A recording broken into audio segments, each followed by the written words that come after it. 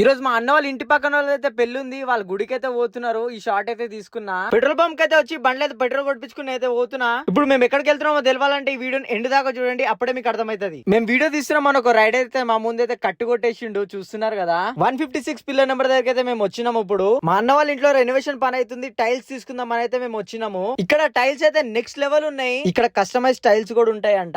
ఇప్పుడైతే మా సామాన్లు తీసుకోనికి అయితే మేము పోతున్నాము. మొత్తానికైతే గోదాంకి అయితే వచ్చేసినాం మేము. ఎంత పెద్దగా ఉందో చూపిస్తా మీకు. లైట్స్ అయితే ఇస్తున్నాడు భయ్య అయితే. అబ్బా బాబా ఎంత పెద్దగా ఉందో గోదాం అయితే. ఇక్కడ అన్ని టైల్స్ దొరికిపోతాయంట, A to Z, మీకు ఎట్లా కావాలంటే అట్లా.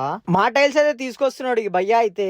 మా సామాన్లు అయితే వచ్చేసినా, మేమైతే తీసుకుని అయితే వెళ్ళిపోతున్నాం. మేము అత్తాపూర్ నుంచి స్టార్ట్ అయినామో లేదో చినుకులు అయితే స్టార్ట్ అయినాయి. వర్షంలో కూడా ఈ అంకుల్ ఎంత కష్టపడుతున్నాడో. మా అన్న వాళ్ళ ఇంట్లో సామాన్లు ఇచ్చేసి నేనైతే కిందికైతే వెళ్ళిపోతున్నా. కిందికి వచ్చినా లేదో మా అన్న బయటికి పోదాం దా అన్నాడు. ఇక మా అన్నతోనైతే వెళ్ళిపోయినా నేను. వర్షం అయితే జోరు అయింది, నేను కార్ లో పోయినా కాబట్టి బచాయించిపోయినా. ఒకవేళ బండి మీద పోయింటే మొత్తం తడిచిపోతుండే మేము.